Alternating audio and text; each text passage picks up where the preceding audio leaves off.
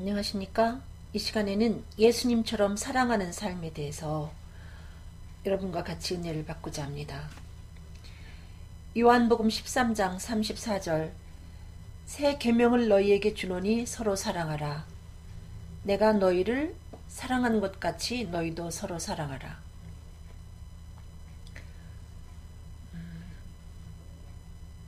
첫 아담에게 하나님께서 주신 계명은 선악과를 따 먹지 말라. 먹는 날에는 정령 죽으리라. 근데 우리의 인류의 조상인 아담과 하와가 그 계명을 어겼으므로 정령 죽으리라는 그 하나님의 약속대로 모든 인류가 하나님과 멀어지는 것은 물론 또 죄로 인해서 육신적인 죽임을 당하게 됐고 그 후에 하나님의 무서운 심판까지 받게 된 것입니다. 한 번 죽는 것은 사람에게 정하신 것이요 그 후에는 하나님의 심판이 있으리니 이 심판은 불과 유황으로 타는 못에 참여하는 것인데 지옥 형벌을 말하고 있습니다. 둘째 사망이라고도 표현하고 그래서 그 죄의 형벌 앞에 고민하던 인류를 향해서 하나님께서 메시아를 보내주시겠다, 구원자를 보내주시겠다 이렇게 구약에 약속을 하시다가 마침내 독생자 예수 그리스도를 이 세상에 보내주십니다. 그래서 예수님이 우리의 모든 고민하던 죄를 짊어지고 십자가에서 우리 대신 저주를 받아서 죄 문제를 해결해 놓으시고 그 다음에 우리들에게 주신 계명이 주 예수를 믿으라입니다. 예수님은 십자가에서 돌아가신 다음에 그분이 정말 메시아이기 때문에 죽은 자 가운데서 부활하셨는데 그 예수를 통해서 우리들에게 주신 그 새 아담 예수를 통해서 우리 모든 인류에게 주신 계명이 주 예수를 믿으라예요. 그래서 여러분과 제가 예수를 그리스도로 믿어서 구원을 받았는데 구원받은 우리들에게 주신 또 새 계명이 바로 이것입니다. 예수님이 우리를 사랑하신 것 같이 서로 사랑하라. 우리가 지난번에도 성경 공부를 통해서 배운 것처럼 옛 계명은 전인격을 다해서 하나님을 사랑하고 이웃을 내 몸처럼 사랑하라 이 같다면 새 계명은 예수님이 우리를 사랑하신 것 같이 사랑하라 해서 이 계명의 그 수준이 아주 그 업이 되어 있는 것을 볼 수 있습니다. 그 옛 계명은 내 몸만큼 어떻게 보면 내 몸도 보호하고 사랑하라 한 그 계명에 비해서 이 새 계명은 예수님이 죄인된 우리들을 위해서 자신을 내어주신 것 같이 이렇게 희생하면서 사랑하라 이같이 말씀하고 계십니다. 우리 인간의 힘으로서는 도저히 불가능한 계명이죠. 이 새 계명을 지켜 행한다는 것이. 그렇지만 주님은 우리 홀로 이 계명을 지켜 행하게 하지 아니하시고 우리들에게 성령을 보내주셔서 하나님의 사랑의 영인 성령을 통해서 사랑할 수 있도록 우리를 인도해 주십니다. 요한일서 4장 9절로 10절 하나님의 사랑이 우리에게 이렇게 나타난 바 되었으니 하나님이 자기의 독생자를 세상에 보내심은 저로 말미암아 우리를 살리려 하심이라. 여러분 하나님은 사랑이신데 그분은 사랑이신데 어떻게 그 사랑을 표현하셨는가. 가장 귀중한 아들 예수를 주셨어요. 사랑은 가장 소중한 것을 주는 것이죠. 근데 가장 소중한 것을 주는데 목적이 살리기 위해서라는 거죠. 진정한 사랑은 살려내는 거죠. 내가 누군가를 사랑하고 있는데 내가 하는 그 사랑을 통해서 내 모든 것을 주면서 사랑하고 있는데 내가 하는 그 사랑 속에 그 사람의 상처를 받고 있다면 혹은 그의 가족이 엄청난 아픔을 겪고 있다면 그 주변 사람들이 고통을 겪고 있다면 이거는 사랑이 아니라는 거죠. 사랑은 그에게도 기쁨이 되어야 되고 그 주변 사람들에게도 함께 유쾌함을 누릴 수 있게끔 돼야 되고요. 이웃에게도 소망을 줄 수 있는 함께 기뻐할 수 있는 그와 같은 살리는 것이래야 그것이 진정한 사랑이고 만약에 그 살리는 일이 아니고 오히려 패망케 하는 일이고 파괴하는 일이라면 이건 사랑이 아니라는 얘기입니다. 여러분 사랑은 여기 있으니 우리가 하나님을 사랑한 것이 아니요 오직 하나님이 우리를 사랑하사 우리 죄를 위하여 화목제로 그 아들을 보내셨음이니라. 하나님은 선수적인 사랑을 베푸셨어요. 우리가 죄인 되었을 때 하나님께 가까이 나아가고자 해도 나아갈 수 없을 때 이렇게 아들 예수를 보내셔서 우리에게 화해를 청하셨습니다. 진정한 사랑은 선수적으로 이렇게 화해를 요청하는 거죠.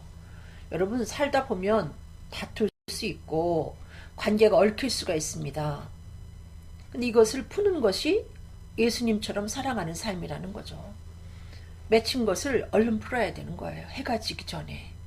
예수님이 제단에다 너희가 예물을 드리다가 형제에게 형제와 불화한 일이 있는 줄 생각나거든 먼저 가서 풀고 와서 예물을 드려라. 이 얘기는 풀고 예배를 드려라 이 얘기입니다. 여러분, 분을 내어도 해가 지기 전에 풀어라, 이렇게 성경은 우리들에게 가르치고 있습니다. 화해라는 것은 사랑이 있는 자가 할 수 있는 것이고요. 여러분이 정말로 사랑한다면 얼른 화해하라는 거죠. 요한에서 4장 11절로 12절, 사랑하는 자들아 하나님이 이같이 우리를 사랑하셨은즉 우리도 서로 사랑하는 것이 마땅하도다. 어느 때는 하나님을 본 사람이 없을 때 만일 우리가 서로 사랑하면 하나님이 우리 안에 거하시고 그의 사랑이 우리 안에 온전히 이루느니라. 우리가 사랑하는 삶을 살 때 내 안에 성령님의 그 충만함을 경험하게 된다는 거죠. 사랑하는 삶을 살 때 내 안에 계신 성령님이 내게 갈채를 보내는 거예요. 그래서 늘 행복한 겁니다, 여러분. 그 다음에 요한일서 4장 17절 18절, 이로써 사랑이 우리에게 온전히 이룬 것은 우리로 심판날에 담대함을 가지게 하려 함이라. 여러분, 성령은 사랑의 영입니다. 우리가 성령을 받으면 온전한 하나님의 사랑이 우리 속에 있기 때문에 우리 마음속에 담대함이 생기는데 이 심판에 대하여, 지옥 형벌에 대하여 두려움이 없어진다는 거죠. 우리로 심판날에 담대함을 가지게 하려 함이라. 주의 어떠하심과 같이 우리도 세상에서 그러하니라. 사랑 안에 두려움이 없고 온전한 사랑에 두려움을 내어쫓나니 두려움에는 형벌이 있습니다. 여러분, 온전한 사랑은 하나님께 있다니까요. 성령을 통해서 우리가 그 온전한 사랑을 경험할 때 우리 마음속에 있는 죽음에 대한 두려움, 지옥 형벌에 대한 모든 두려움에서 온전히 사라질 수 있는 거죠. 벗어날 수 있다는 겁니다. 두려움에는 형벌이 있습니다. 두려워하는 자는 사랑 안에 온전히 이루지 못하였느니라.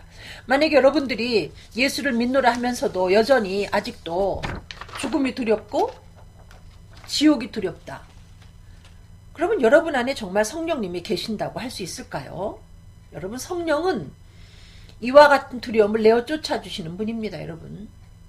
그 전에 어느 잡지에 보니까 평화라는 제목의 사진이, 그 당선된 사진이 올려져 있는데 어떤 한 4살 정도, 서너 살 먹은 여자아이가 파란 기둥을 이렇게 끌어안고 있는데 그 아이의 그 눈빛이 정말 평화로웠습니다. 천둥 번개 치고 전쟁 나도 두려워하지 않을 것 같은 그와 같은 표정이었는데 그 파란 기둥이 뭐였는가? 아빠의 청바지 입은 아빠의 다리였어요. 우리가 예수를 영접했다는 것은, 성령을 받았다는 것은 그 우주 만물보다 크신, 만유보다 크신 하나님의 다리를 잡고 있는 거기 때문에 우리에게는 죽음도 두렵지 않고 지옥 형벌도 두렵지 않다는 거죠. 그러므로 마음속에 두려움이 있는 분들은 이걸 해결하시길 바랍니다. 하나님, 나에게 성령을 주세요. 기도하셔서 온전한 사랑의 영이 여러분 안에 거해서 그 두려움을 내어 쫓게 되길 바랍니다.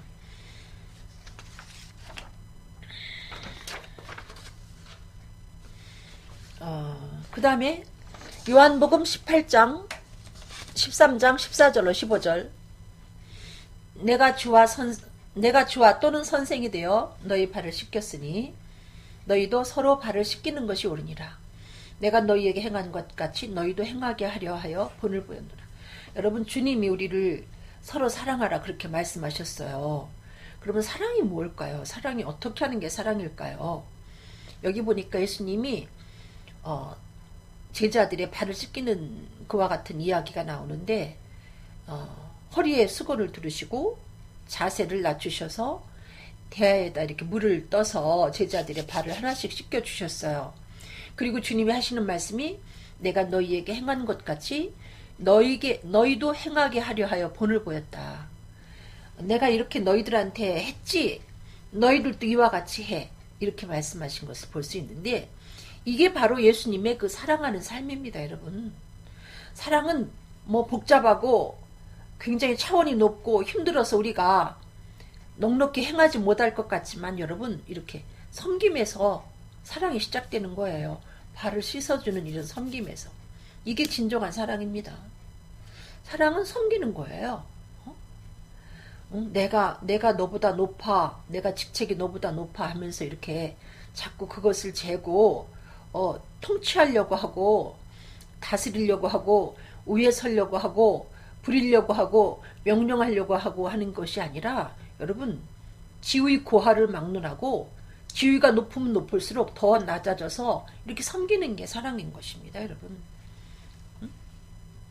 근데 사랑은 말로 언어로 가르치는 게 아니라는 거죠. 사랑은 본을 보이는 겁니다. 이렇게 보여주는 거예요.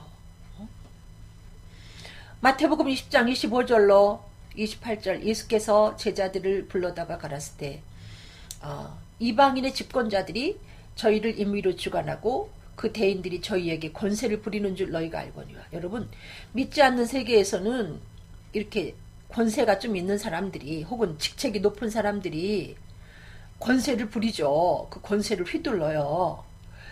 그렇다 해도 예수 그리스도의 제자된 사람들의 세계 속에서는 너희 중에는 그렇지 아니하니 너희 중에 누구든지 크고자 하는 자는 너희를 섬기는 자가 되고 너희 중에 누구든지 으뜸이 되고자 하는 자는 너희 중에 종이 되어야 하리라. 여러분 그리스도 안에서는 오히려 그리스도 밖에서는 이렇게 직책이 높은 사람이 군림할 수가 있고 권세를 휘두를 수가 있어요. 그게 세상이기 때문에. 그렇지만 여러분이 예수님을 닮는 삶을 살고자 원한다면 여러분이 크면 오히려 섬기는 자리에 서야 된다는 거죠. 여러분이 으뜸이라고 생각하시면 여러분은 오히려 종이 돼야 된다는 거죠, 여러분. 섬기는 것 중에 정말 그 귀한 게 어떤 섬김이라고 생각합니까, 여러분? 여러분들이 그 부모님을 섬기는 것 중에 뭐 용돈을 드리는 것도 귀한 것이지만은 그보다 더 귀한 섬김이 있습니다. 그분들의 이야기에 귀를 기울이는 거예요. 반복되는 이야기일지라도 들어드리는 거예요. 그것만큼 귀한 섬김이 없습니다, 여러분. 대통령도 마찬가지예요. 국민을 섬기는 것은 국민들의 그 소리에 귀를 기울이는 거예요. 여러분 이 나라 통치는 대통령 혼자 할 수 있는 게 아닙니다, 여러분. 밑에 있는 분들이 하고 그 다음에 국민들이 하는 거예요. 그러므로 이게 진정한 섬김이라는 것은 뭐 지위 고하를 막론하고 사실은 높은 자리에서 이렇게 아래로 내려와서 듣는 겁니다, 사실은. 예수님이 가르친 가르침은 그와 같습니다. 그리고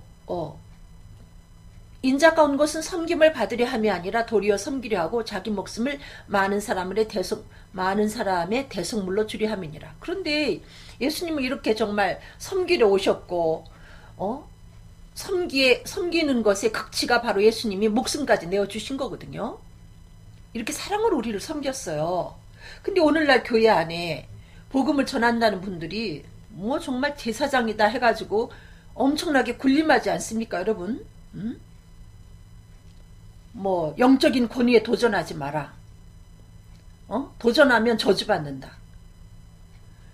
그렇게 여러분 그 교인들을 그 정말 두려움에 떨게 하면서 아무 말도 못하게 하면서 혼자 다 해버리지 않습니까? 그러는 교회가 얼마나 많아요. 그러니까 부패하는 거죠. 여러분 예수님은 그렇게 가르치지 않았어요. 섬겨라. 여러분 목사라는 직책은 섬기는 자리입니다. 이렇게 무슨 뭐 일본 순사가 완장 채워준 것처럼 이렇게 폭정을 하고 뭐 가시채 휘두르듯이 권세를 가지고 함부로 이렇게 하시면서 교인들 가지고 나 건드리면 니네 저주받아. 구약을 들춰가면서 이렇게 하는 자리가 아니라는 거죠. 그리고 나라의 지도자가 예를 들어서 부당한 것을 행하고 있을 때는 여러분 국민들이 그 부당함에 대해서 아니라고 표현할 수 있어야 이게 건강한 나라고요. 그게 정말 지도자에 대해서 사랑하는 국민이지. 부당한 권세라도 복종하라. 아니 이런 가르침이 성경에 어디 있어요? 그렇게 말하는 분들이 있어서 제가 이렇게 말씀을 드리는 건데, 여러분 아닌 건 아니라고 해야죠. 그렇다면 여러분, 세례 요한이 헤로드 왕 앞에 아니라고 말해서 목배임을 당했는데 그렇게 죽을 이유가 어디 있습니까? 사무엘도 엘리 제사장이 잘못되었을 때 하나님이 사무엘에게 보여주신, 들려주신 그 모든 것을 낱낱이 세세하게 엘리 제사장에게 이야기했어요. 그래도 사무엘은 저주받지 않았습니다, 여러분. 사무엘은 이스라엘 모든 사람들이 하나님이 세우신 선지자를 오히려 알게 됐다는 거죠. 나단도 마찬가지로 그 권세 대단한 그 다윗이 범죄했을 때에 바로 당신이 그 사람이다 하고 지적했습니다, 여러분. 하나님이 주시는 대로 심부름을 했어요. 나단이 여러분 저주받았습니까? 여러분, 그런 그 협박에 가까운 그런 말에 속지 마시고, 교회가 잘못된 방향으로 나갈 때, 목회자라도 진리 어긋날 때는 여러분, 진정한 하나님의 사람은 하나님이 여러분에게 주시면 아닌 거를 아니라고 말할 수 있을 때에 그 교회가 건강한 교회가 되고 우리가 사는 사회가 건강한 사회가 되는 것이죠. 갈라디아 6장 2절, 너희가 짐을 서로 지라 그리하여 그리스도의 법을 성취하라. 여러분, 사랑은 뭘까요? 사랑은 그 사람의 약점을 좀 져주는 겁니다. 응? 그 어떤 사람은 정리를 잘하는 사람이 있고 또 어떤 사람은 정리를 못하는 사람이 있고, 뭐 여러 가지 그 사람, 어떤 사람에게 그 취약한 점 있지 않습니까? 가족 구성원 중에도 마찬가지로. 근데 우리는 그 부분을 나와 똑같이 이렇게 변화시키길 원해가지고 자꾸 부딪히는데, 그러기보다는 그의 약점을 한번 이렇게 져주라는 거죠. 그 약한 점을.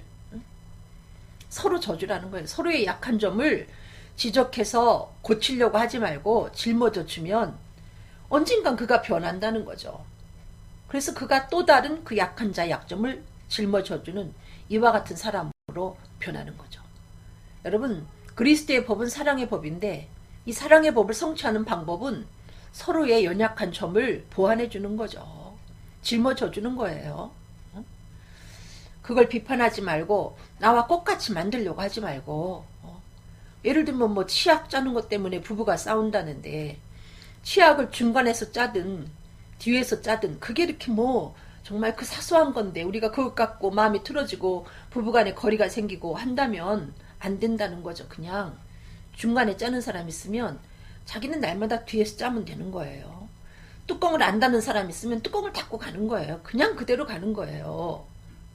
예를 들면 그거 뭐 시간이 많이 걸리는 것도 아닌데, 우리는 근데 이렇게 짐을 져주려고 하지 않고 저 사람이 나와 같이 변해주길 바라는 거죠.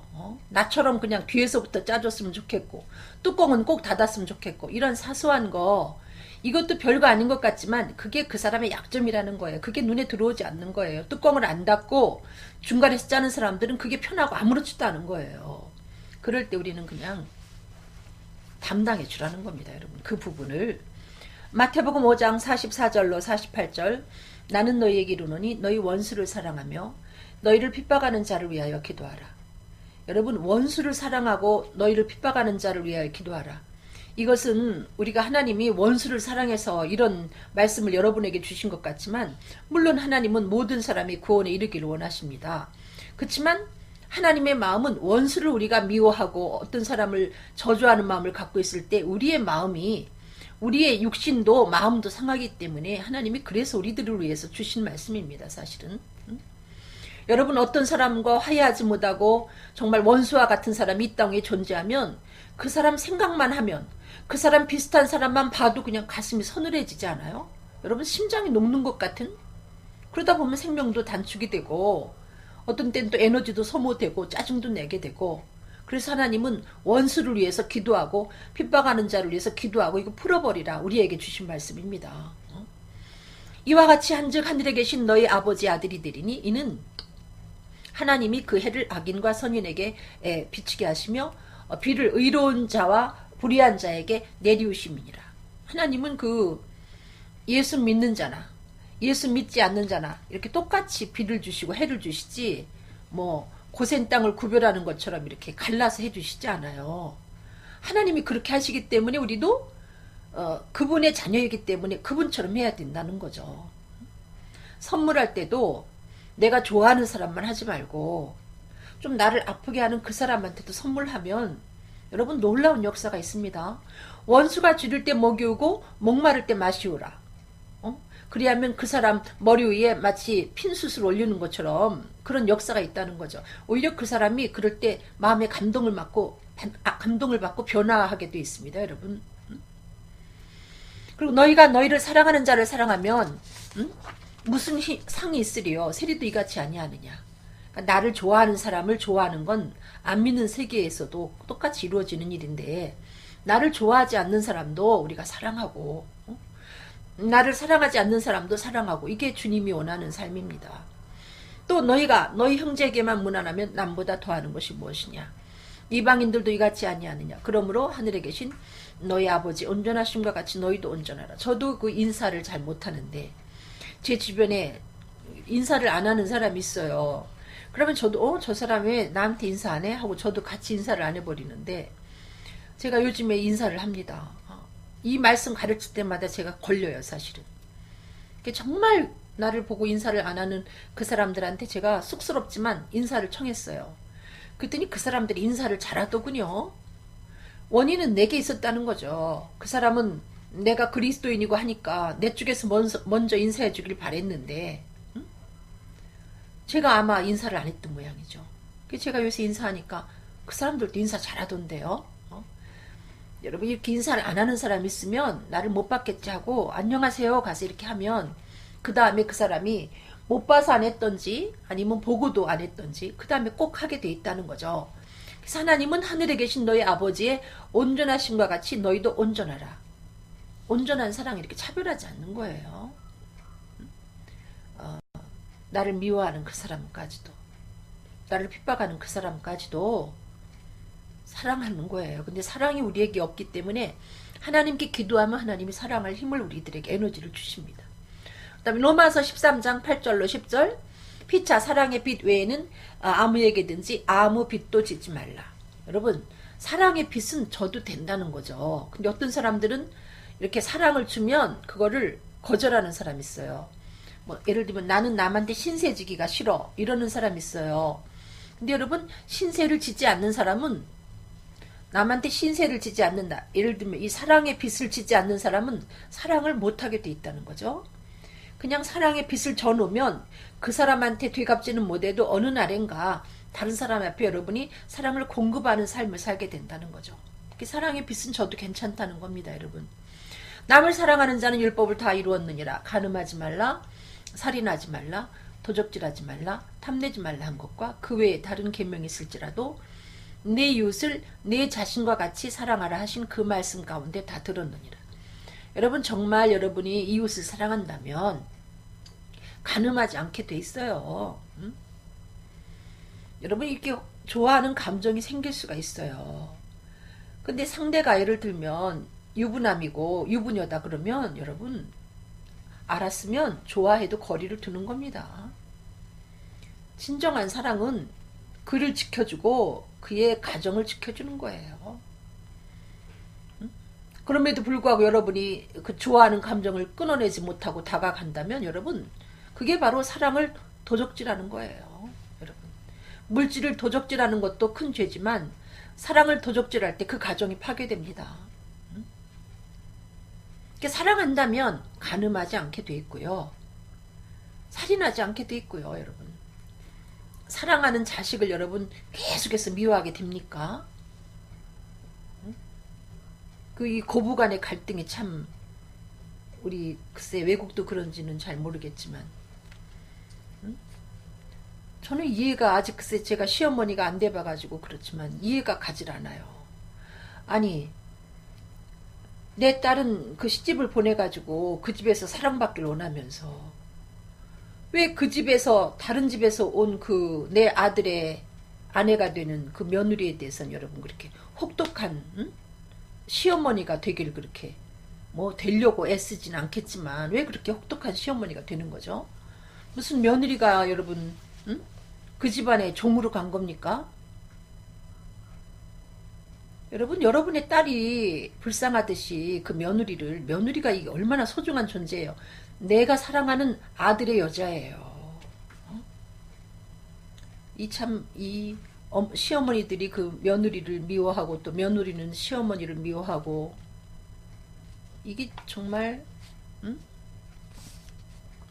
응? 친정 엄마 같으면 그렇게 하겠나 그 생각도 하고 또 딸 같으면 그렇게 하겠나 피참 말이에요.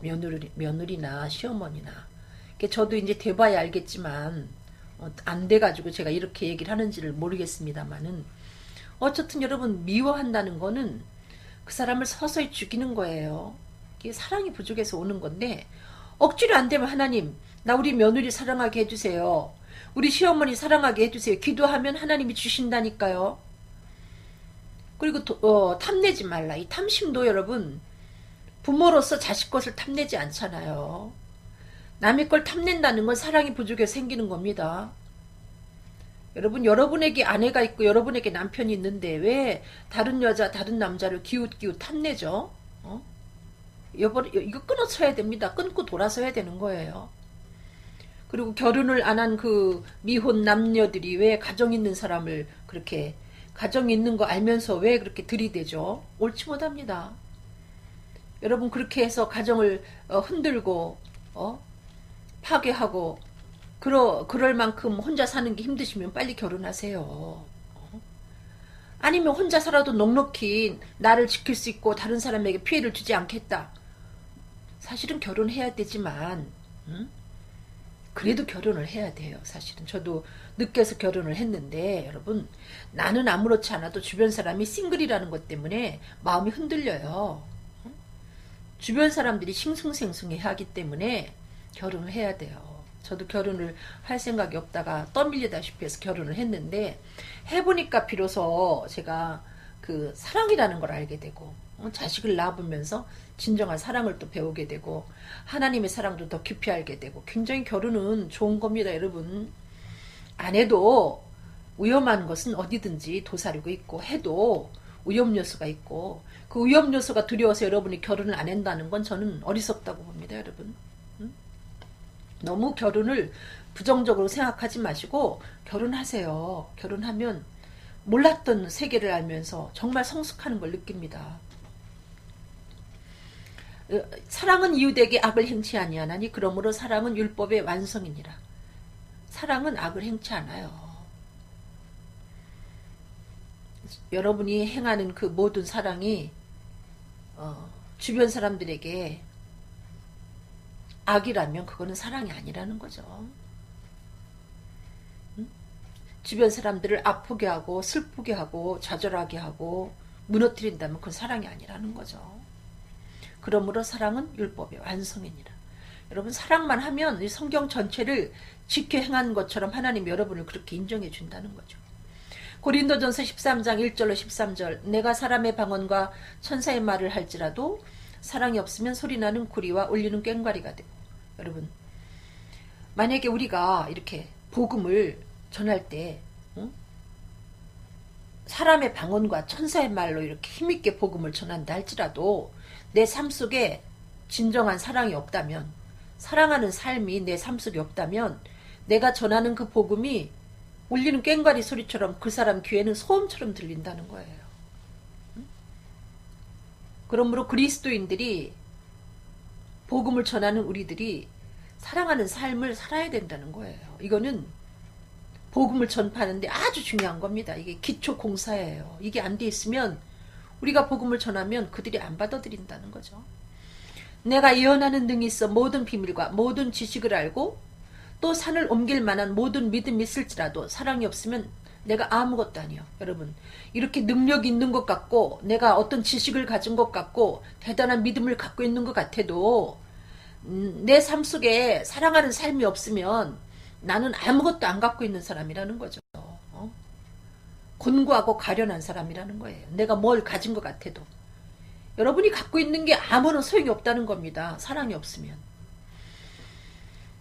내가 내게 있는 모든 것으로 구제하고 또 내 몸을 불사르게 내어줄지라도 사랑이 없으면 내가 아무 유익이 없다. 여러분이 누구한테 아는 걸 구제하고 심지어 여러분의 몸을 불사르게 내어줄지라도 여러분이 그게 진정한 사랑에서 출발한 것이 아니라면 오히려 그 사람에게 상처를 준다니까요. 여러분 나를 준다고 해서 이게 다 사랑이 아닙니다. 나를 줬어요. 줬는데 그것이 그 사람을 파괴하는 것이고 그 가정을 파괴하는 것이다. 이거는 안 주니만 못하다는 거죠. 여러분 정이 넘친다고 이렇게 아무데나 이렇게 질질질 흘리고 다니지 마세요. 아내도 제대로 관리 못하고 남편도 제대로 섬기지 못하면서 왜 그 대한민국의 남녀들이 한눈을 파는지 모르겠습니다. 능력 없는 사람이 사실은 한눈 팔게 돼 있는 거예요. 자신감이 없을 때. 그 열등감의 소산입니다.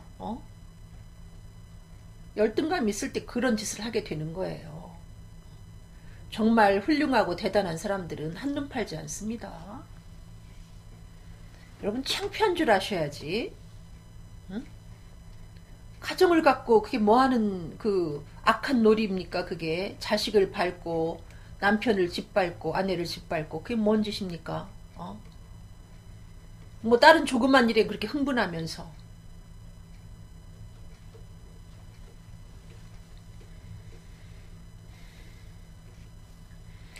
내게 있는 모든 것으로 구제하고 내어줄지라도 사랑이 없으면 아무것도 안 주고 오히려 상처만 주고 슬픔만 주고 고통만 주고 파멸을 주는 거가 된다는 거죠. 사랑은 오래 참고 사랑은 온유하며. 우리가 참지 못하죠. 밖에서 참지 못하는 것보다도 그리스도인들이 집에서 참지 못하죠. 밖에서는 참아줘요. 잘. 집에 가족에게 돌아와서는 그 긴장의 그 허리띠를 풀고 내 가족이니까 이해해 주겠지 해서 이렇게 참지 않고 폭발해버리는 경우가 있습니다. 여러분 사랑은 참아주는 거예요. 저도 참을성이 참 부족한데 밖에서는 잘 참는 척하고 집에 와서 폭발하는데 여러분 제가 생각해보니까 왜 밖에 사람들한테는 좋은 걸 주고 내 사랑하는 가족한테 제일 나쁜 걸 주지? 제가 그런 생각을 해봤어요. 그리고 우리가 운동할 때 땀이 나도 힘들어도 우리가 더 버티고 참지 않습니까? 우리 가족에 대해서 우리가 땀날 만큼만 참아준다면 여러분 그 고비만 넘기면 또 괜찮잖아요. 근데 우리가 거기까지 참지 않잖아요.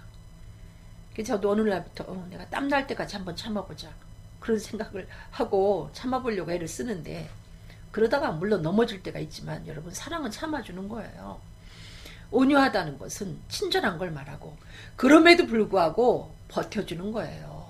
악을 행한 사람에 대해서 그럼에도 불구하고 버티고 친절하게 대하는 겁니다. 여러분 어떤 환난에 대해서 온유함이라는 거는 그 상태에서 불평하지 않고 원망하지 않고 잘 견디는 겁니다. 또 사랑은 투기하는 자가 되지 아니하고 여러분 질투도 사랑의 표현이다 이렇게 생각하시죠? 맞습니다 여러분. 그렇지만 진정한 사랑은 질투를 뛰어넘는다는 거죠. 질투가 불과 같다. 뭐 타오르는 불과 같다. 성경에 그런 표현이 있습니다 여러분. 사랑은 죽음보다 강합니다. 사랑이라는 것은 이 질투의 불을 넉넉히 꺼버릴 수 있는 위력이 있는 거예요. 진정으로 사랑하면 여러분 투기하지 않는다는 거죠. 시기하지 않아요. 여러분이 그 남편이 딸을 예뻐한다고 해서 여러분 그거 갖고 질투합니까? 진정한 사랑은 질투하지 않습니다 여러분. 우리가 보통 그 가정이 깨지는 경우가 대부분이 그 질투심 때문인데 우리는 하나님의 사랑을 받아서 이 질투심도 뛰어넘어야 우리가 오래 버틸 수 있다니까요. 이 강한 불길 같은 이 질투를 제어하지 못해서 가정이 깨지고 후회하는 분들이 많이 있잖아요. 뭐 깨져서 다 그렇게 깨졌다는 것이 아니라 그래서 우리는 이 질투심이 사랑이 아니라는 걸 알아야 된다는 거죠. 근데 나는 질투할 수밖에 없는 존재지만 성령님이 나를 덮으면 그 질투를 불과 같은 질투를 그 사랑이 꺼버린다니까요. 그리고 사랑은 자랑하지 아니하며 교만하지 아니하며 사랑은 잘난 체하지 않는다는 거죠. 여러분 자랑은 정말 자기와 즐거움을 함께 할 수 있는 그 사람 앞에서는 자랑해도 된다고 봐요. 고통과 즐거움을 함께 할 수 있는 가족 앞에서 그렇지만 이거 가족이 아닌 다른 사람 앞에서 우리가 자랑을 할 때 나는 자랑해서 기분이 좋을지 모르지만 그 사람에게는 오히려 이것이 상처가 될 수 있다는 거죠. 자랑은 좀 유치한 거 아닙니까? 그래서 노인이 되면 오히려 이렇게 자랑하기를 일삼아요. 약해졌기 때문에. 열등한 표현이에요. 자랑도 사실은 잘나지 못했기 때문에 자꾸 자랑하려고 하는 거죠. 이건 사랑이 아니라는 거죠. 또 교만하지 아니하며 무례 행치 아니하며. 여러분, 교만이라는 게, 무례 행한다는 게 나보다 네가 못하다 이렇게 생각할 때 무례함이 나오죠. 우리가 특별히 어른으로서 아이들에 대해서 그렇게 행동이 나올 때도 있는데, 사실은 그 아이들이 갖고 있는 그 모든 요소나 어른들이 갖고 있는 그 모든 요소나 수평저울로 달고 보면 똑같아요. 내가 조금 더 뭘 아는 것 같아서 아이들이 나보다 못한 존재처럼 그렇게 어떤 때 무시하지만, 여러분, 아이들은 잠재력을 갖고 있지 않습니까? 그러므로 우리는 누구와 나를 비교해서 교만한 마음을 가져도 안 되고 열등한 마음을 가져도 안 되고, 또 자기의 유익을 굳지 아니하며 성내지 아니하며. 여러분, 사랑은 사욕을 갖지 않는 거죠. 이렇게 사사로운 욕심을 갖지 않는 거죠. 이기적이지도 않거니와 사심을 갖지 않는 거예요. 나쁜 욕심을 갖지 않는 겁니다, 여러분. 그리고 성내지 아니하며 악한 것을 생각지 아니하며.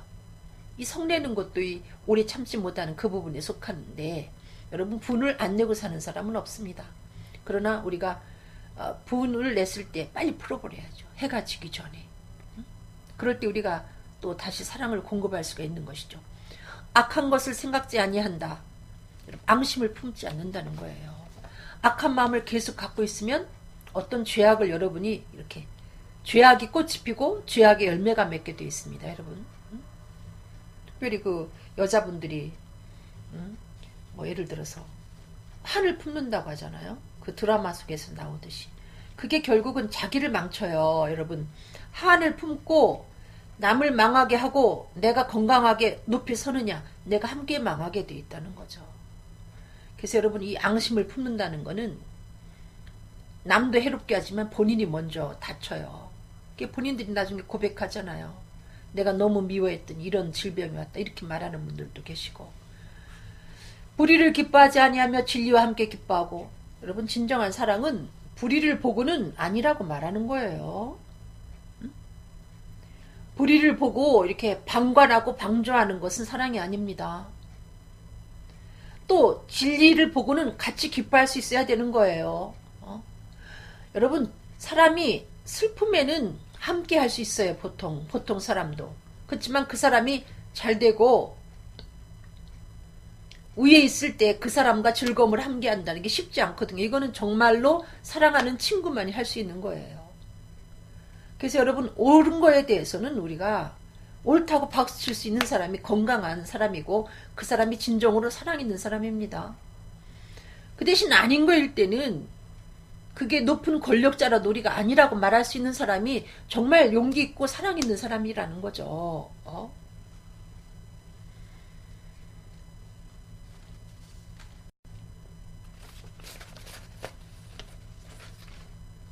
우리 아들이 그렇게 얘기를 하더라고요. 제가 뭐 아들을 빙자해서 한마디 합니다. 이번 그 방미 사건으로 인해서 불미스러운 일이 발생했는데 우리 아들 얘기예요. 왜 대통령은 사과하지 않는가? 그렇게 얘기하더라고요. 우리 아들이, 고등학교 다니는 아들이. 인사가 잘못된 것에 대해서 왜 대통령은 인사를 잘못한 것에 대해서, 국민의 말에 귀를 기울이지 않은 것에 대해서 왜 사과하지 않는가? 뭐 모든 국민들이 느끼는 걸 거예요. 저를 비롯해서. 그러면 얼마나 멋있겠어요. 근데 그게 안 되나 보죠. 뭐.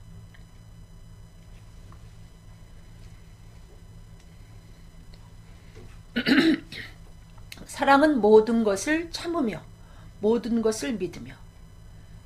여러분, 참아주는 거죠. 우리가 가끔 그 어떤 식물을, 어떤 그 꽃씨를 어렸을 때 이렇게 화단에다 심고 그 다음날 이렇게 쳐다보고, 또 그 다음날 쳐다보고 어떤 때는 급하면은 그냥 신문 그 자리를 이렇게 또 나무로다 휘저어볼 때가 있어요. 그렇게 하면 안 되죠. 기다려야죠. 좀 이슬도 맞고 햇볕도 보고 좀 시간이 지나야 싹이 나죠. 사람의 변화도 그와 같습니다, 여러분. 응? 우리는 금방금방 어떤 사건을 통해서 아픔을 당하면 그 사람이 확 변하겠지. 응? 교훈을 받아서 달라지겠지. 이걸 기대하지만 우리 자신도 그게 잘 안 되잖아요. 정말 서서히 변하잖아요. 제 남편이 저에 대해서 정말 답이 없는 사람이다. 뭐 그렇게 표현도 하고 뭐 정말 서서히 변하지 하는데 정말 서서히 변해요, 사람은. 근데 자기 자신에 대해서는 서서히 변하는 거에 대해서 이렇게 관대하고 또 다른 사람이 서서히 변하면 우리가 화를 나죠. 화를 내고 못 참아요. 기다리질 못하고 막. 근데 이것도 참아줘야 된다는 거죠. 사랑하기 때문에. 참고 믿어주고 믿을 사람은 존재하지 않습니다. 믿어주는 거죠. 난 도저히 너 더 이상 못 믿어 하지 말고 믿어주는 거죠. 모든 것을 바라며 모든 것을 견디느니라. 그가 나를 여러 번 속였어도 또 다시 기대를 하면서 아니 그에게 소망을 주는 거예요. 난 당신을 믿는다. 난 너를 믿어. 그래도 나는 너를 기대할 거야. 응? 그리고 견뎌주는 거죠. 응? 그 정말 마라톤 선수에 대해서 우리가 격려하면서 기다려주듯이 우리 주변에 그 가족이며 주변에 나를 괴롭히며 변하지 않는 그 사람들에 대해서 이렇게 믿어주고 참아주고 또 기대하면서 소망하면서 격려하면서 우리가 견디는 거죠. 사랑은 언제까지든지 떨어지지 아니하나 예언도 패하고 방언도 그치고 지식도 패하리라. 네. 사랑은 언제까지든지 영원해요. 사랑은 영원합니다. 천국까지도 사랑은 이어집니다. 그래서 이 세상에 하나님께서 우리 경내에 가난한 사람을 끊이지 않게 하는 것은 우리로 하여금 사랑하는 삶을 살으라고 이렇게 두신 거거든요. 여러분 친족 중에도 가난한 사람이 있을 때는 여러분으로 하여금 그 친족과 형제를 돌보라고 여러분이 사랑을 주라고 이렇게 여러분 옆에다 이렇게 두는 거예요. 우리가 부분적으로 알고 부분적으로 예언하니 온전한 것이 올 때는 부분적으로 하던 것이 패하리라. 예. 사랑하지 아니하면 우리가 하나님에 대해서도 이 말씀에 대해서도 부분적으로밖에 몰라요. 하나님은 우리가 사랑하는 삶을 살 때 깊이 알게 돼 있어요. 전체를 알게 돼 있다는 거죠. 그리고 내가 어렸을 때는 말하는 것이 어린아이와 같고 깨닫는 것이 어린아이와 같고 생각하는 것이 어린아이와 같다가 장성한 사람이 되어서는 어린아이의 일을 버렸노라. 여러분 유치한 삶은 무엇으로 청산할 수 있는가?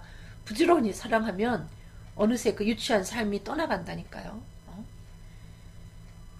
저는 그 자식을 낳아보니까 제가 비로소 사랑을 조금씩 이렇게 훈련하는 것 같아요. 아직도 저는 뭐 부족하죠. 아직도 부족하지만 그래도 그 이기적인 제가 많이 그 자식들을 사랑하면서 변했어요. 정말 많이 변했어요. 이 자식만큼 그 사랑을 가르쳐주는 인간이 이 지상에 없는 것 같아요. 사랑하면서 시행착오도 하지만 그 자식을 사랑하면서 사랑을 또 깊이 있게 배우잖아요. 그래서 저는 정말 결혼해서 이렇게 자식을 낳아보는 것이 얼마나 큰 축복인데 우리 결혼을 안 한다는 그 젊은이들이 저는 결혼을 꼭 했으면 좋겠습니다. 제가 만약에 결혼을 하지 않고 복음을 전하면 상당히 그 편협한 복음을 전하지 않았을까 저는 그런 생각까지 하는 사람입니다, 여러분. 그래서 이 장성한 사람이 되어서는 어린아이를 버렸노라. 우리가 이제는 거울로 보는 것 같이 희미하나 그때에는 얼굴과 얼굴을 대하여 볼 것이요. 이제는 내가 부분적으로 알지만은 그때에는 주께서 나를 아신 것 같이 온전히 알리라. 여러분이 사랑하는 삶을 살 때 마치 그 예수님을 우리가 그 이 화면으로 어떤 사람을 보고 실물로 보면 깜짝 놀라잖아요. 화면으로 보는 것 같고 실물이 틀리기 때문에 그것처럼 우리가 사랑하는 삶을 살면 마치 하나님의 실물을 본 것처럼 온전히 알게 된다는 거죠. 그러므로 복음도 더 잘 전할 수 있고 사랑의 하나님도 더 잘 가르칠 수 있죠. 그리고 그런즉 믿음, 소망, 사랑 이 세 가지는 항상 있을 것인데 그 중에 제일은 사랑이라. 여러분, 이 사랑 하나만 가지면 세상에 두려울 게 없고 사랑하는 삶을 살면 하나님이 우리한테 하나님을 자꾸 계시해 줘요. 왜? 우리가 하나님을 사랑하니까 하나님도 우리들에게 모든 걸 다 나타내서 보여주십니다. 요한일서 4장 7절 사랑하는 자들아 우리가 서로 사랑하자. 사랑은 하나님께 속한 것이니 사랑하는 자마다 하나님께로 나서 하나님을 알고. 여러분, 이 사랑은 하나님의 전유물이라고 볼 수 있어요. 우리에겐 사랑이 본래 없습니다. 여러분, 좋아하는 감정은 있지만 사랑하는 그것은 하나님께 속한 거예요. 그래서 우리가 하나님께로부터 뺏어와야, 가져와야 우리도 사랑할 수 있다는 거죠. 그게 바로 성령 충만을 구하는 거예요. 여러분, 하나님의 영이 내 안에 이미 거하고 있지만 여러분이 성령 충만함을 구하면 내 안에 하나님의 사랑이 충만해서 이 사랑을 갖고 나도 살고 주변에 사랑이 부족한 사람들에게 공급하면서 사랑하는 삶을 살 수 있다는 거죠. 사랑하는 자마다 하나님께로 떠나서 하나님을 알고 사랑하지 아니하는 자는 하나님을 알지 못하나니 이는 하나님은 사랑이심이라. 사랑할수록, 사랑하는 삶을 살수록 하나님을 깊이 알게 돼 있어요. 여러분, 하나님과 가까워지길 원합니까? 여러분, 사랑하시길 바랍니다. 원수까지 사랑할 수 있어요. 어떻게? 하나님께 속한 그 푸짐한 사랑을 끌어올 때, 성령 충만할 때 원수까지도 사랑할 수 있어요. 요한복음 13장 35절 너희가 서로 사랑하면 이로써 모든 사람이 너희가 내 제자인 줄 알리라. 우리가 굳이 성경을 끼고 내가 그리스도인이다 이렇게 얘기하지 않아도, 표시를 내지 않아도 사랑하는 삶을 살면 내 주변의 모든 사람들이 내가 그리스도인인 것을 알게 된다는 거죠. 다시 말하면 사랑하는 삶을 살면 내 자신이 이 세상에 살아가는 동안 어둠 같은 세상 속에 빛이 되는 거예요. 광채 나는 삶을 살게 돼서 어둠을 물리치게 된다니까요. 여러분, 사람들이 딱 보고 저 사람 조금 우리하고 달라. 알고 보니 그 사람이 교회 다녔어. 이렇게 된다는 거죠. 여러분, 그럴 때 믿는 자가 더해지는 역사가 이루어지는 것이고요. 요한일서 3장 21절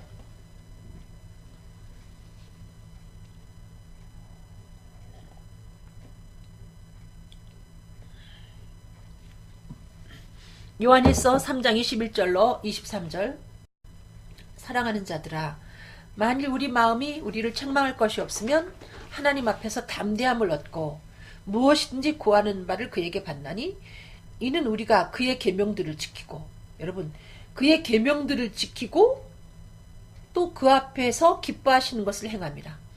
그의 계명은 무엇인가? 아까 얘기한 것처럼 모든 인류에게 주신 계명이 주 예수를 믿으랍니다. 여러분, 그 예수를 그리스도로 믿은 사람이 이제 기도할 수 있는 그 자격을 구비한 사람이고, 그 다음에 담대함으로 기도할 수 있는 사람이 누군가? 그가 기뻐하시는 것을 행하는 사람.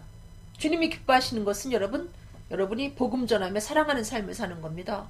복음 전하는 삶도 사랑하는 삶 속에 포함이 되는 거예요. 이웃사랑이 복음 전하는 것으로 나타나는 거죠.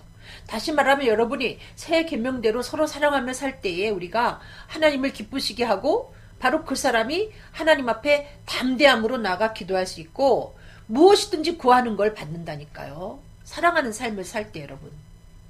부모로서 제일 슬플 때가, 기분이 안 좋을 때가 언젠가. 자녀끼리 토닥토닥거리고 서로를 존중 여기지 않고 미워할 때 부모의 마음이 아픈 거예요. 하나님도 마찬가지입니다. 여러분, 자녀된 여러분들이 서로 사랑하지 아니하면 하나님이 뭘 주고 싶어도 안 주고요. 여러분이 달라고 하면 여러분에게 뭐라고 말씀하시는지 압니까? 먼저 화해하고 와 이럽니다. 이렇게 중요한 거예요. 근데 복음을 전한다는 사람들이 형제끼리 불화하고 싸우고 또 사위하고도 이렇게 원수를 맺고 딸하고도 원수를 맺고 아들하고도 원수를 맺고 또 뭐 소송까지 하고 이렇게 하면 안 된다는 거죠. 여러분,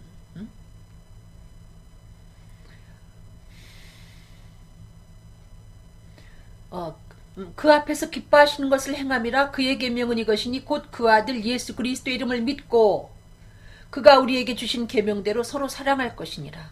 여러분, 서로 사랑할 때 우리가 주님을 기쁘시게 하고 담대함으로 나가 구할 수 있고 주님께 구한 것을 받을 수 있다는 것이죠. 요한복음 16장 34절입니다. 요한복음 16장 34절. 이것을 너희에게 이름은 너희로 내 안에서 평안을 누리게 하려 함이라. 세상에서는 너희가 환난을 당하나 담대하라. 내가 세상을 이기었노라 하시니라. 예수님은 세상을 이기셨습니다. 힘으로 세상을 정복하지 아니하시고 예수님은 우리가 죄와 허물로 원수되었을 때에 우리를 찾아오셔서 우리의 죄를 해결해 주시면서 이렇게 사랑으로 온 세상을 정복하셨습니다. 그 주님이 우리들에게 말씀하십니다. 너희가 세상에서 환난을 당한다. 그렇지만 담대하라. 내가 세상을 이겼다. 세상을 이기신 예수 그리스도의 영이 내 안에 계십니다. 이분이 사랑으로 이 온 세상을 정복한 것처럼 우리도 그리스도의 사랑으로 이 땅 위에 정복하지 못할 심령은 존재하지 않아요. 그리스도의 사랑이 바로 복음 전하는 거죠. 그리고 화평하고, 저는 예수를 영접하기 전에는 제가 어떤 사람이랑 이렇게 의견이 충돌이 되고 약간 다퉈도 저는 말을 하지 않았어요. 이렇게 고등학교 때, 중고등학교 때는 제가 한 반에 학기 말 정도 되면 한 반에 말 안 하는 애들이 한 20명 정도 생겼어요. 그게 정말 그 무용 시간에 제가 굉장히 곤란했던 적이 있어요. 근데 지금은 제가 예수를 영접하고 나서는 그 뒤로는 저는 누가 잘못해서 저하고 의견이 이렇게 좀 틀어져 가지고 이렇게 트러블이 생겼어도 저는 쫓아가면서 화해를 했어요. 그날로 그 저녁으로 그 시로 화해를 했어요. 근데 제가 화해를 그렇게 원하는 사람인데 한 번은 어떤 사람이 제가 화해를 요청해도 화해를 하지 않는 사람이 생겼었어요. 그래서 제가 여러 차례 시도를 했는데 실패를 하고 3년 만에 그 먼 길을 제 남편 차를 타고 가가지고 화해를 한 적도 있어요. 화해를 제가 하러 갈 때도 제 남편 보고, 여보, 우리 지금 가긴 가지만 응? 그 사람이 우리 보고 이렇게 욕할 수 있어. 그럼 우리는 욕만 드립다 먹고 되돌아와야 되는 상황이 될 수도 있어. 그러니까 제 남편도 그래도 가야지 해서 갔어요. 그때 그 사람이 저를 보고 이렇게 저를 끌어안고, 전사님 너무나 늦게 제가 풀어서 죄송해요 해서 제가 3년 만에 화해가 된 경우도 있습니다, 여러분. 근데 그 뒤로 하나님이 더 기뻐하시는 것 같아요. 그 화해까지 해버리니까. 쫓아가서, 제 성격이 쫓아가서 화해하는 게 아니라 쫓아가서 제가 복수해버리는 성격이죠. 저는 본래는 어렸을 때도 저는 어떤 아이가 나를 약 올리고 도망가면 저는 그 집에 앞마당까지 가서 걔네 엄마 아빠가 봐도 등감을 때리고 집으로 돌아왔던 사람입니다. 제 성격에, 근데 예수님이 가르친 가르침이 보니까 화해하라. 또 화해를 안 하면 또 기도가 안 되고요. 저는 지금은 쫓아다니면서 이렇게 화해를 하는데, 여기에 하나님의 은총의 그 비결이 있지 않나, 전 그 생각합니다, 여러분. 화해가 아무것도 아닌 것 같아도, 여러분 샤워할 때 머리카락 몇 개 떨어졌을 때 그건 무시하고 그냥 샤워를 막 해보십시오.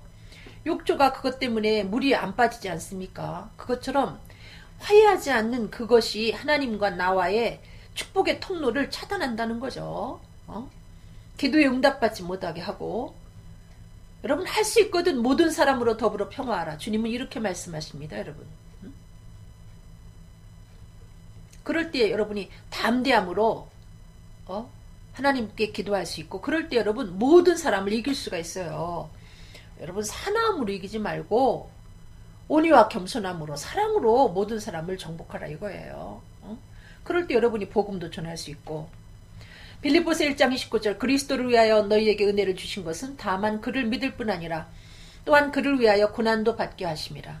여러분, 하나님께서 우리들에게 은혜 주신 것은 그냥 믿어 구원받으라, 그래서만 은혜 주신 것이 아니라, 물론 그래서 은혜를 주셨지만 그 은혜만 주신 것이 아니라 우리가 이 땅에 살아가면서 여러 가지 환난 가운데 사랑을 전하는데 그 환난도 넉넉히 이겨내고 사랑할 수 있도록 그런 은혜도 우리에게 주셨다는 거죠. 여러분, 원수를 어떻게 사랑하겠어요? 원수를 여러분 살면서 여러 번의 원수를 만납니다. 원수를 어떻게 사랑하겠어요? 근데 하나님께 기도하면 하나님이 사랑할 수 있는 힘을 주시더라 말이에요. 하나님이 사랑할 수 있는 힘을 여러분에게 주십니다. 실제로. 그러니까 너무 누가 미워지면 기도하세요. 하나님, 나 저를 사랑할 수 있게 해주세요. 기도를 한번 설거지 하시면서도 하시고 길에 가면서도 하시고 몇 번만 해보세요. 하나님이 여러분에게 사랑할 수 있게끔 해주십니다.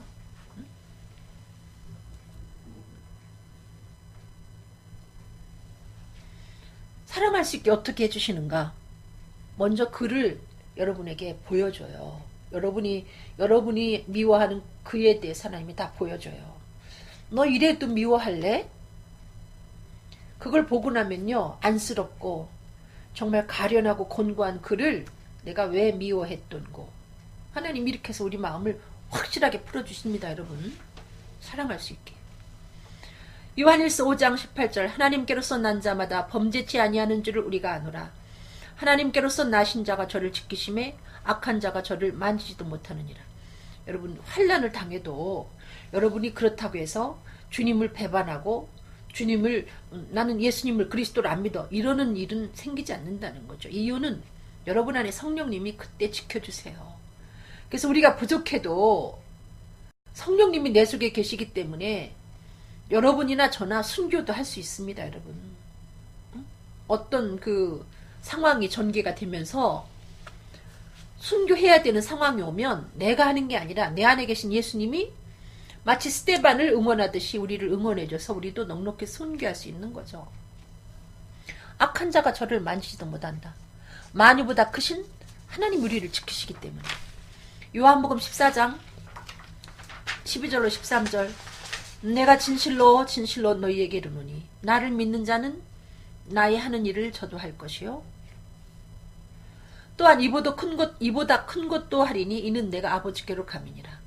너희가 내 이름으로 무엇을 구하든지 내가 시행하리니 이는 아버지로 말미암아 아버지로 하여금 아들을 인하여 영광을 얻으시게 하려 함이라.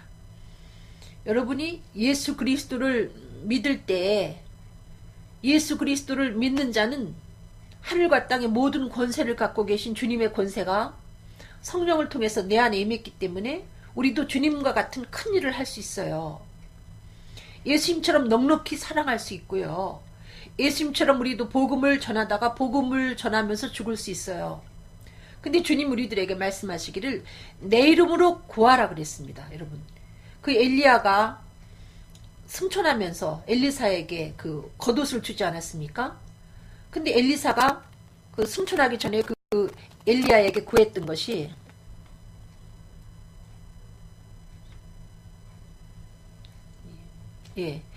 엘리야에게 구했던 것이 뭐냐면 갑절의 영감을 구했습니다. 그럴 때 그 엘리야가 올라가면서 겉옷을 하나 내어주고 갔어요.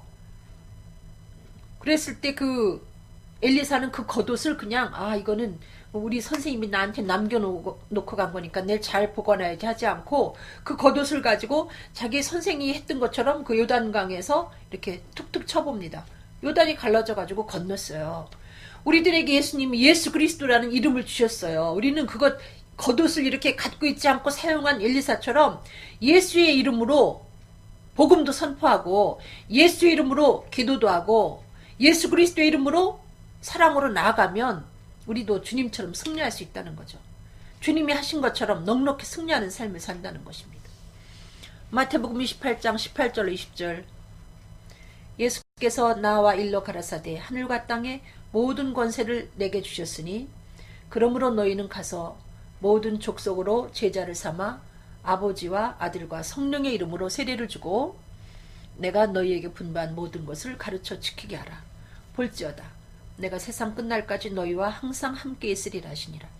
여러분, 성령을 우리들에게 주셨는데 이 예수 그리스도라는 그 이름, 하늘과 땅의 모든 권세를 우리들에게 주셨는데 이 권세를 가지고 우리는 복음을 전하는 겁니다. 믿지 않는 사람들에게 줄 수 있는 최고의 사랑이 복음 전하는 거예요.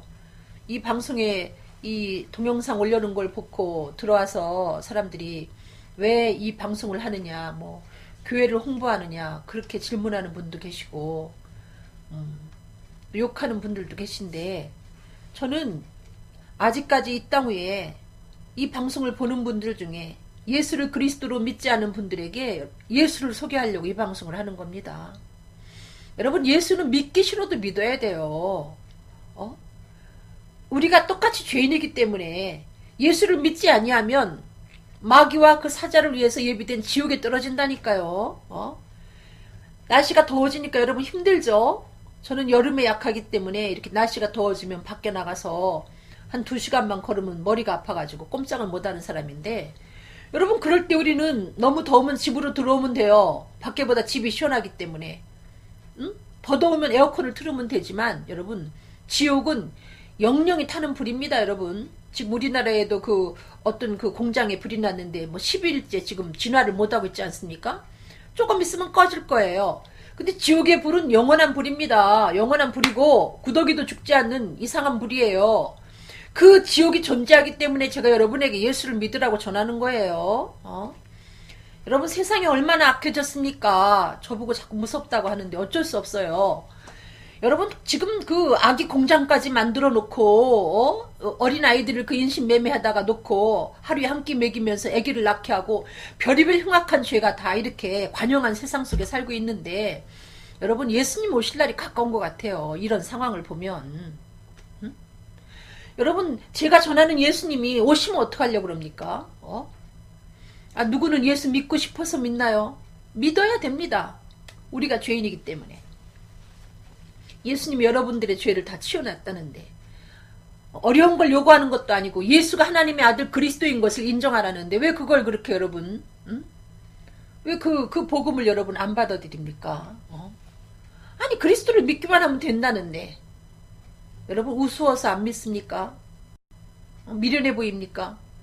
믿을 때는 여러분에게 구원이라는 능력이 임할 것이고 믿지 아니할 때는 어리석어 보이지만 여러분은 멸망하게 될 것입니다. 여러분 이거는 믿기 싫어도 믿어야 돼요. 저는 이렇게 낯설은 여러분들 앞에 서서 이렇게 앉아서 이 복음 전하는 게 저는 얼마나 힘들겠습니까? 여러분 사랑하기 때문에 제가 이 복음을 전하는 거예요. 이거 누가 시켜서 하는 것도 아니고 제가 주님께로부터 은혜를 받았기 때문에 하는 것이고요. 그러면서 예수님이 복음도 전하고 주님이 우리들에게 분부한 모든 것을 가르쳐 지키게 하라. 그게 바로 사랑입니다. 교회가 뭘 가르치느냐? 사랑을 가르쳐야 돼요. 사랑을. 주님이 우리를 사랑하신 것 같이 서로 사랑하는 사랑을 가르쳐야 돼요. 근데 사랑이라는 건 말로 가르치는 것이 아니라 보여주는 거라고요. 그래서 복음을 전하는 그 주의 종들의 삶이 복음에 합당한 삶이 돼야 됩니다. 고린도전서 11장 1절 말씀처럼 내가 그리스도를 본받는 자 된 것 같이 너희는 나를 본받는 자 되라 하고 가르칠 수 있어야 돼요. 사도 바울이 그렇게 말하며 복음을 전하지 않았습니까? 과연 예수님을 본받으셨나요? 성도들의 발을 씻기십니까? 목사님들 정말 지극히 작은 자를 예수님으로 영접합니까? 오늘날 교회가 야고보서 2장 12절로 13절 너희는 자유의 율법대로 심판받을 자처럼 말도 하고 행하기도 하라. 여러분 우리가 이 율법이라는 그 엄청난 그 행위의 문제를 주님이 십자가에서 해결해 놓으셨기 때문에 우리는 이 율법에 이 성경에 있는 거 어느 부분을 직행하지 못한다고 해서 지옥 가지는 않습니다. 그렇다고 여러분 그렇게 내가 그 율법에 대해서는 후리해 나는 자유야 하고 여러분 그렇게 방종한 삶을 살아서는 안 된다는 거죠. 너무나 그렇게 말도 막하고 행동도 막하고 죄도 짓고 뭐 다윗도 죄를 졌다 하면서 죄를 짓고 이렇게 해서도 안 되고요. 그리고 복음을 전하는 자가 그렇게 막말해서는 안 된다니까요. 어떻게 알고 보니 저는 그 그 이런 속어가 어디에서 나왔을까? 이 지도자에 대해서 참 속어를 쓰면서 인터넷에 그 말이 돌아다녀가지고 이게 도대체 누가 시작한 말일까? 보니까 그게 복음을 전한다는, 앞장서서 전한다는 그런 사람들을 입에서 먼저 이게 흘러나왔네요, 보니까. 어떻게 그냥 이 교회가 복음을 전하는 사람들이 이렇게 권력에 아부하는 일도 앞장서고, 또 권력자에 대해서 비아냥거리는 그 소리에도 앞장을 섭니까? 그게 뭐 좋은 일이라고, 권세는 하나님 앞에, 하나님 앞으로부터 나오지 않은 것이 없다. 그렇게 가르치시면서 어떻게 그렇게, 그렇게 하면 안 되잖아요. 제가 입에 담을 수가 없어요. 무슨 얘기인지 담을 수가 없지만, 여러분, 자유의 율법대로 심판을 받을 자처럼 말도 하고 행동도 하라는 거죠. 그렇게 막말하지 말고 복음을 전하는 분들이, 앞장서서 그렇게 오염을 시키지 말고요. 긍휼을 행하지 아니하는 자에게는 긍휼 없는 심판이 있으리라. 긍휼은 심판을 이기고 자랑하느니라. 어떤 사람에 대해서 우리가 잘잘못을 분명히 가려낼 필요는 있죠. 잘못한 것은 잘못했다고 이야기를 해야 되고, 그렇지만 그 어떤 그 치부는 좀 가려줘야 되지 않을까 싶어요, 저는. 그거는 말하지 않아도 넉넉히 국민들이 알 수 있는 것이고, 우리 자라나는 아이들이 그걸 듣고 보고 받을 충격은 생각 안 하십니까? 그리고 그 가족은 생각 안 해줍니까?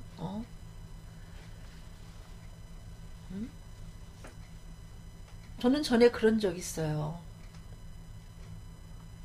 어떤 그 목회자가 제 앞에서 실수를 했습니다. 그럴 때 그 어떤 목사님들이 저를,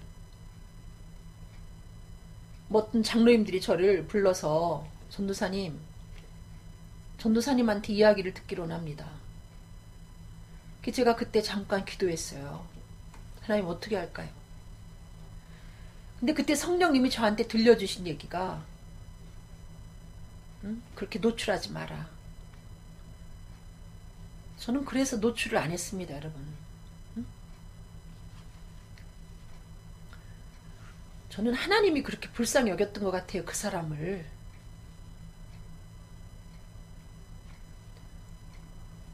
여러분, 죄악을 덮고 가라는 문제가 아니라, 여러분, 내가 그 입장이라면, 내가 그 가족이라면, 여러분, 그 정도는 생각해 줘야 되지 않나요? 여러분, 너무 흉한 것은 모자이크 처리해가지고, 영상으로 이렇게 보여주듯이, 이렇게 좀 감춰질 부분은 좀 감춰줘야 되지 않나요? 그렇게 이야기 안 해도 우리가 다 알고 있는데 좀 너무한 거 아닌가 싶습니다. 저는 너무 긍휼 없는 심판을 행하는 게 아닌가 싶어요. 그럴 때 긍휼 없는 심판은 긍휼 없는 심판을 행할 때 하나님도 나를 또 긍휼이 없는 심판을 내 앞에서 행하신다. 내가 또 그런 아픔을 당한다 이거죠.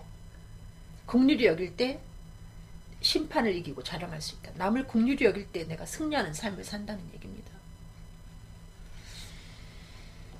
잠깐 기도하겠습니다. 성령님, 이 시간 주님의 사랑을 이처럼 주님처럼 사는 삶이 무엇인가, 사랑하는 삶이 무엇인가 우리가 알게 하여 주신 것 감사합니다. 우리의 모든 허물을 짊어지고 십자가에 못 박히신 예수 그리스도를 본받아 우리도 연약한 죄악점을 짊어지게 하시고 우리를 끝까지 긍휼히 여기시고 지금도 용서하시는 주님의 긍휼하심을 본받는 저희들의 삶이 되게 인도하여 주시옵소서. 감사하며 예수 그리스도 이름으로 기도했습니다. 아멘. 감사합니다, 여러분. 사랑합니다.